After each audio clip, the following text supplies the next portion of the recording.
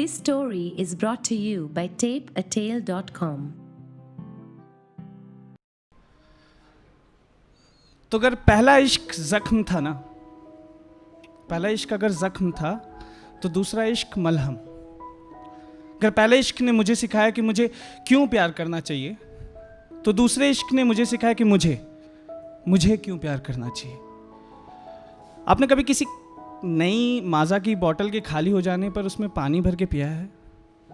तो अगर पहला इश्क उसमें भरे आमरस के जैसा होता है ना, तो दूसरा इश्क उसमें पानी जैसा, जिसमें महक और फ्लेवर तो उसी की होती है पर शायद स्वाद नहीं आता। और ये कहानी मेरे इसी पहले दूसरे इश्क की है। तो जब पहली मोहब्बत बिखर गई थी ना, तो ये तय किया था कि अब किसी को घर छोड़ के आने के बाद वापस पलट कर नहीं देखना। अब दोबारा घड़ी नहीं पहने, क्योंकि अब अगर घड़ी के कांटे किसी के दुपट्टे में उलझे ना, तो शायद सुलझ नहीं पाएंगे। अब अपने करियर पे ध्यान देना और अपने सपनों को तवज्जो देनी है। तो पढ़ाई की और एग्ज़ाम देने का फैसला किया।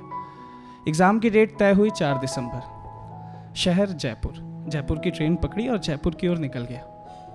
2 स्टेशन तक ना कोई ट्रेन पे चढ़ा ना कोई उतरा। ऐसा लग रहा था जैसे किसी तूफान के पहले की शांति। और तीसरे स्टेशन पे एंट्री हुई उनकी,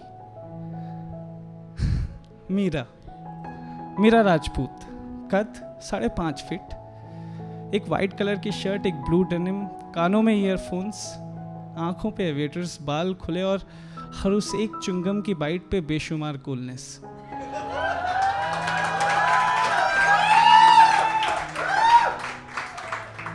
ऐसा लगता था ना, वो लगभग ताजमहल जैसी ही थी, जिसे केवल मोहब्बत के लिए बनाया गया हो, जिसे देखकर खुश हो जा सकता हो पर अपना नहीं बनाया जा सकता। मैं अक्सर खुदा से पूछता हूं ना कि ये 2 कान 2 आंख 1 नाक और 32 दांत वाले कॉम्बिनेशन तो हम सबके पास है ना, फिर क्यों कुछ लोगों की कॉम्बिनेशन इतनी परफेक्ट, इतनी तबाही होती है। बहरहाल उनके B1 में एंट्री करते ही लगभग सारी लेडीज ने जलन के मारे लिपस्टिक का टचअप कर लिया था और लड़कों ने इंप्रेशन के मारे अपने बाल संवार लिए थे। पर मैं, भाई तुम्हारा सख्त है। मैं अभी अपनी किताबों में उलझाई हुआ था कि अचानक वो मेरे पास आई और बोली कि एक्सक्यूज़ मी, क्या मैं आपका ये लोअर बर्थ ले सकती हूँ? अब देखो, मैं हवाई जहाज में तो बैठा नहीं था जो खिड़की के बाहर के बादल इंपॉर्टेंट हो मेरे लिए। तो मैंने कहा ठीक है, हमें कोई एतराज़ नहीं, आप ले लें। फिर वो खिड़की के बाहर देखने लगे और देखते देखते अचानक मेरे ओर मुड़ी कि क्या तुम राइटर हो? मैंने कहा हाँ, पर आपको कैसे पता?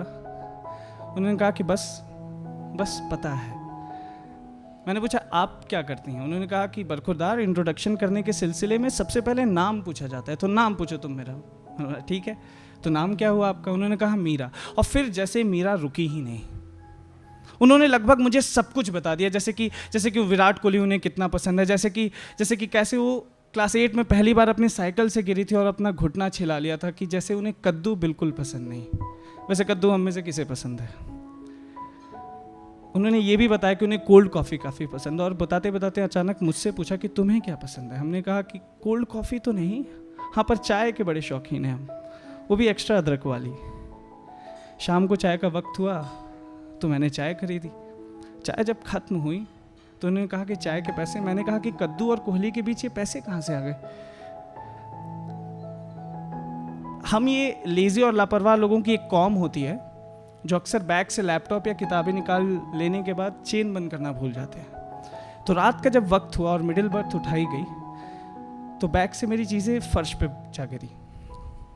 फर्श से मैंने चीज़ें उठाई, फ्लैश लाइट में अपने मोबाइल को, और किसी तरह बैग में रख के अपने बर्थ पे सोने चला गया। सुबह 6 बजे जब ट्रेन जयपुर पर लगी तो असंख्य लोगों का हुजूम चढ़ गया ट्रेन में। किसी तरह जद्दोजहद करते हुए मैंने अपना बैग टांगा और प्लेटफॉर्म पे उतर गया।